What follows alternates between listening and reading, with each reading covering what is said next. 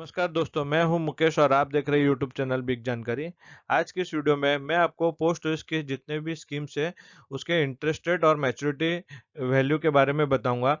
इस वीडियो में आपको कंपैरिजन करके दिखाऊंगा अभी करंट रेट ऑफ इंटरेस्ट जो चल रहा है जून 2021 का वर्सेस अगर जुलाई में अगर इंटरेस्ट रेट कम हो जाते हैं, डिक्रीज हो जाते हैं, तो आपको कितना का नुकसान हो सकता है। ये वीडियो बनाने का एक ही पर्पज है। जैसा कि आप जानते हैं कि अप्रैल 1 तारीख को 2021 में गवर्नमेंट ऑफ इंडिया ने रेट ऑफ इंटरेस्ट डिक्रीज कर दिए थे, चेंज कर दिए थे, बट किसी कारण के वजह से वो इंटरेस्ट रेट रिवाइज कर दिया गया था। मैंने उस नोटिफिकेशन को बैक ले लिया गया था। बट जैसा कि आप जानते हैं हर 3 महीना में इंटरेस्ट रेट चेंज होता है पोस्ट ऑफिस का। तो अभी सेकेंड क्वार्टर यानी कि जुलाई 2021 में ये आ रहा है। तो हो सकता है वो इंटरेस्ट रेट अगर वो लागू करते हैं तो हमारे मैच्योरिटी वैल्यू पे कितना का नुकसान हो सकता है। इस वीडियो को आपको देखना बहुत ही जरूरी है। दोस्तों, ये वीडियो सिर्फ एजुकेशनल पर्पस के लिए है। यहाँ मैं कुछ नहीं, ये गारंटी नहीं ले रहा हूँ कि कम होगा ही, बट अगर कोई भी कारण से कम होता है तो हमको कितना नुकसान हो सकता है ये वीडियो देखना बहुत ही जरूरी है। तो चलिए यहाँ मैं आपको दिखा देता हूँ। मैंने इस वीडियो में कंपेयर किया है 1 लाख रुपए का इन्वेस्टमेंट अमाउंट जो है अगर हम करते हैं तो हमको डिफरेंट स्कीम में कितना करेंट रेट ऑफ इंटरेस्ट के हिसाब से मिलता है, और अगर इंटरेस्ट कम होता है, यहाँ आप देख सकते हैं इफ इंटरेस्ट डिक्रीज, यहाँ इफ लिखा हुआ है, माने अगर कम होता है उस हिसाब से तो हमें कितना का नुकसान हो सकता है। तो यहाँ सबसे पहले नेशनल सेविंग सर्टिफिकेट की बात करूँ यानी कि एनएससी, तो अभी करंट में 6.8% का इंटरेस्ट है, तो उसके हिसाब से 1,38,949 रुपीज़ की मैच्योरिटी आती है। बट जो इंटरेस्ट रेट उन्होंने उस समय किया था अप्रैल के महीने में, तो यहाँ दोस्तों अगर आप वीडियो स्टार्टिंग से पूरी देख रहे हैं तो मैं यहाँ बार बार रिपीट नहीं करूँगा। ये इंटरेस्ट रेट अप्रैल के महीने में यानी अप्रैल 2021 में जो गवर्नमेंट ऑफ इंडिया ने लागू किया गया था उसके हिसाब से मैं यहाँ कैलकुलेशन करके बता रहा हूँ। इंटरेस्ट रेट चेंज होगा कि नहीं इसकी कोई भी गारंटी नहीं ले रहा हूँ। यहाँ पर इसलिए मैंने लिखा है इफ इंटरेस्ट डिक्रीज, अगर कम होता है तो हमें कितना का लॉस हो सकता है। तो 5.9% के हिसाब से 1,33,192 रुपये का आपको मैच्योरिटी आता है। किसान विकास पत्र की बात करें तो अभी फिलहाल करंटली 6.9% के हिसाब से हमारा पैसा 124 महीना में दोगुना होता है। बट अगर 6.2 के हिसाब से हम पकड़े तो हमारा पैसा 138 महीना में दोगुना होता है। रिकरिंग डिपॉजिट यहाँ मैं आपको बताना चाहता हूँ। रिकरिंग डिपॉजिट अगर हम 1,000 रुपये मंथली की खोलते हैं तो करेंट रेट ऑफ इंटरेस्ट 5.8 के हिसाब से आपको 69,697 का मैच्योरिटी मिलता है।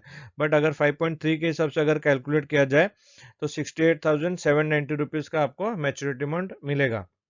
मंथली इनकम स्कीम की बात करें जो कि बहुत ही फेमस पॉपुलर स्कीम है पोस्ट ऑफिस की, 6.8 के हिसाब से आपका इसमें मैच्योरिटी मंथली इंटरेस्ट आता है 550 रुपया। बट अगर 5.7% का रेट ऑफ इंटरेस्ट पकड़े तो वो 475 रुपये का इसमें मैच्योरिटी अमाउंट मिलेगा। सीनियर सिटीजन की बात करूं तो करेंटली 7.4% का इंटरेस्ट है, तो उसके हिसाब से क्वार्टरली आपको 1,850 रुपये मिलता है। बट अगर कम हो जाता है 6.5% के हिसाब से हो जाता है तो आपको 1,625 रुपये क्वार्टरली इंटरेस्ट आएंगे। तो दोस्तों आप देख सकते हैं कि कितना मैच्योरिटी का डिफरेंस आ जाता है। ये सब मैं स्कीम का इसमें इसलिए बता रहा हूँ ताकि आप लोग भी अपना डिसीजन ले सकें कि आने वाले समय में अगर इंटरेस्ट रेट कम होता है तो इतना का हम लोग को अप्रोक्सीमेटली लॉस हो सकता है। बट यहाँ गारंटी नहीं ले रहा हूँ, यहाँ जस्ट एक पिछले इसलिए चेंजेस किया गया था इंटरेस्ट रेट में, तो उसकी वजह से मैंने सोचा कि इसके ऊपर एक वीडियो बनाई जाए।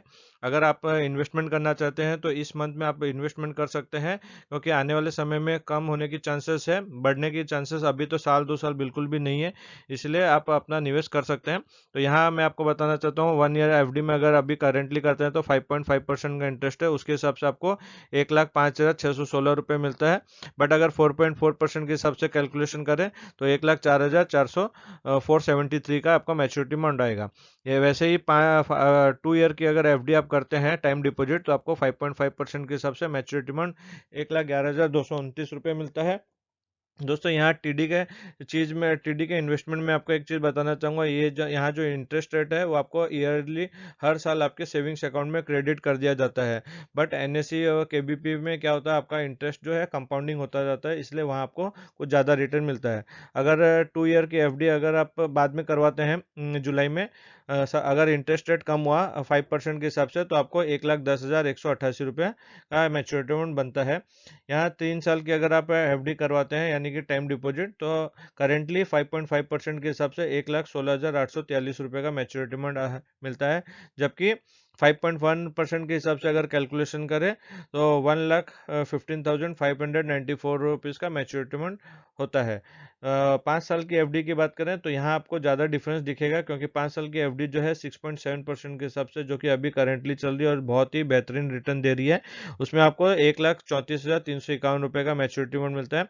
और 5.8% अगर इंटरेस्ट कम हो जाता है तो आपको 1,30,000 के लगभग ये मैच्योरिटी मिलेगा। तो दोस्तों, ये वीडियो बनाने का पर्पस सिर्फ एक ही था कि अगर इंटरेस्ट रेट कम हो जाते हैं तो हमको ये सब स्कीम में लॉस होने की संभावना है।